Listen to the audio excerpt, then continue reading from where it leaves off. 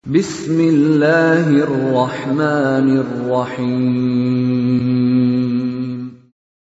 Waltakum minkum ummatun yad'una ilal khairi wa ya'muruna bil ma'rufi wa yanhauna 'anil munkar. Alhamdulillah wassalatu wassalamu ala rasulillah ma ba'd.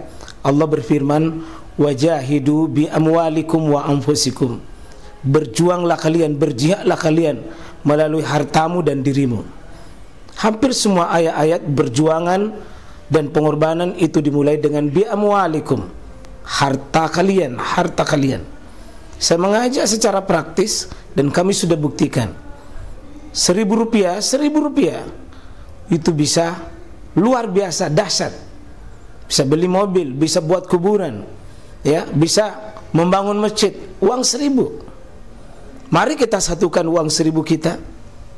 Nanti kami jemput di rekening ini, insya Allah bisa kita buat. Di rekening ini insya Allah kita buat sebuah kekuatan umat dengan Rp1.000. Rp1.000 dahsyat. Assalamualaikum warahmatullahi wabarakatuh. Imam teringat bahwa dia berhadas. Wah, ini ada banyak kasus, Pak. Jadi ada riwayat menyebutkan bahwa iftataha salat, sudah dibuka salat. Ada yang mengatakan bahwa riwayatnya ini banyak. Ada riwayat pertama, Nabi itu sudah mau salat, Pak. Sudah uqimas shalah, summa qama Nabi sallallahu alaihi wasallam, summa qama Nabi sallallahu alaihi wasallam fi maqani. Nabi itu berdiri tempat jadi imam. Terus ketika Nabi mau takbir, dalam riwayat ini juga bahkan dia sudah takbir. Banyak riwayat ini, tapi kita bawa dulu. Ketika sudah di qoma, Nabi sudah berdiri tempatnya, tiba-tiba dia ingat.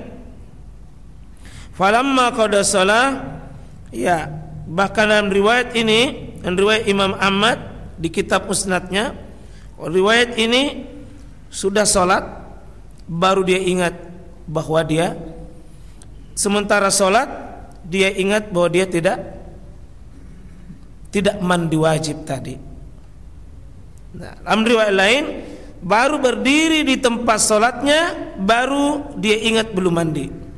Bisa jadi ini kasusnya berulang. Ya, bisa jadi kasusnya berulang. Kita bawa kasus pertama, Pak, ya.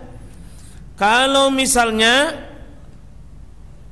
imamnya berdiri sudah mau takbir, tiba-tiba dia ingat bahwa belum mandi wajib, apa yang harus dilakukan, Pak? Apa yang harus dilakukan? Imamnya itu bisa menarik orang untuk gantikan dirinya, baru dia pergi mandi. Ya, harus begitu. Akui kesalahan. Jangan lalu imami orang dalam keadaan junub.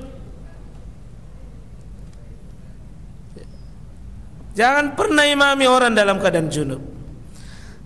Tapi Nabi, ada riwayat lain, Nabi sudah sholat, sementara memimpin sholat baru dia ingat bahwa belum.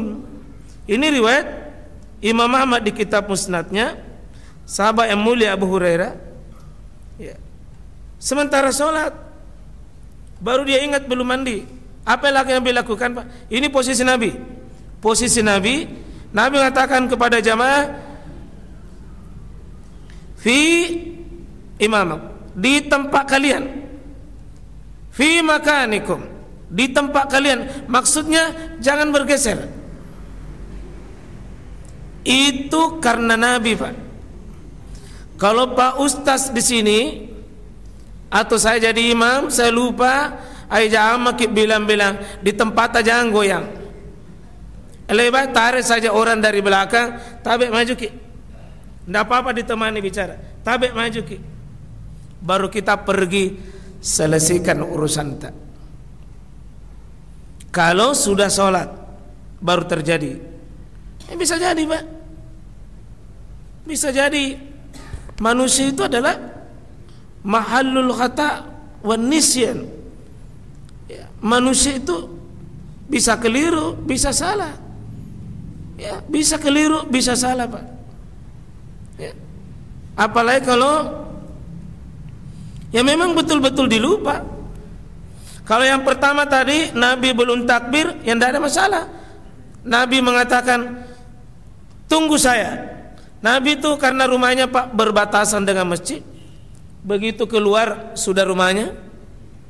Begitu keluar rumahnya, maka Nabi itu masih basah-basah rambutnya, baru beliau jadi imam. Tapi kalau kita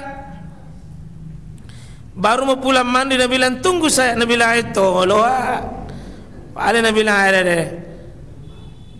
Tidak mungkin mau menunggu jamaah, pasti moro-moro, karena power kita tidak sama dengan Nabi Pak, tidak sama. Kalau saya punya saran, kalau memang kita lupa, langsung kita tarik saja makmum, tabi maju ki. Begitu juga Pak kalau memang kita berhalangan seperti buang angin, tarik saja, bilang Anda maju, tidak apa-apa, ditemani bicara atau ditarik, tidak ada masalah. Jangan pas sujud lalu hilang, makmum berteriak lanya kiring imam. Ini lebih masalah. Mendingan kita sportif lah, dan bukan naib Pak, bukan naib. Kita manusia lemah, kita manusia terbatas. Lebih bahaya kalau kita lanjutkan sholat sementara dalam posisi kita junub. Artinya sholatnya itu batal Pak, dan kita menanggung resiko semua jamaah. Resiko jamaah. Nah, bagaimana kalau misalnya sudah pakai sholat baru sadar? Maka makmum itu sah sholatnya. Yang harus mengulangi sholatnya itu imam. Dia harus mandi baru sholat sendiri. Dia ganti yang tidak sah tadi. Ya, itu hadisnya jelas.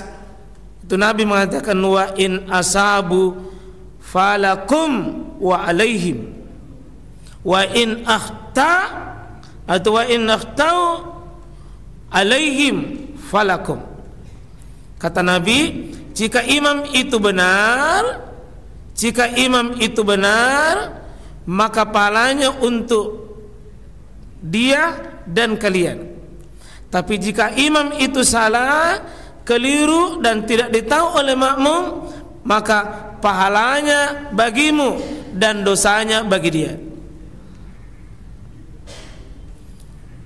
Kalau ada imam Pak, ada imam zahirnya sudah bagus, nampak bagus, kelihatan sudah bagus, tapi waktunya berudu salah-salah, kita tidak lihat, kita tidak tahu, kita tidak menanggung sesuatu.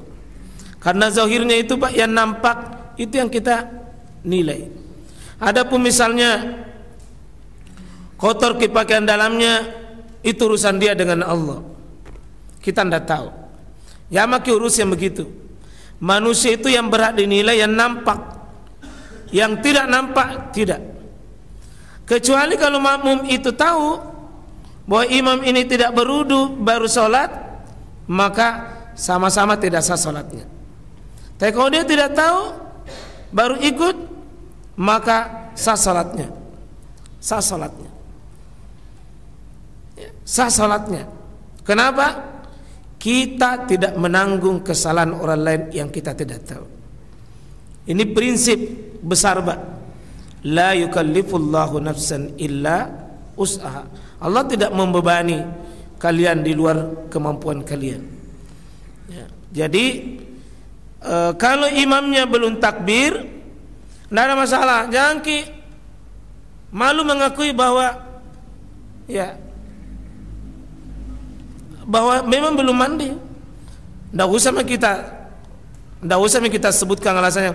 Kenapa Pak Imam tidak imam? Jangan ditanya. Pokoknya maju kok. Jangan ditanya. Kalau ada begitu Pak, ya bisa jadi saya biasa lupa. Kalau lupa saya itu biasa sholat maghrib itu Tommy dipakai sholat isya, itu Tommy dipakai sholat duhur, itu Tommy dipakai sholat asar.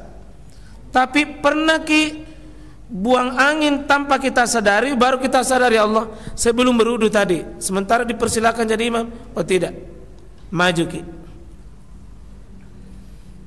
Saya waktu baru-baru ini dari Sidrap, saya singgah sholat di Baru, saya jadi imam.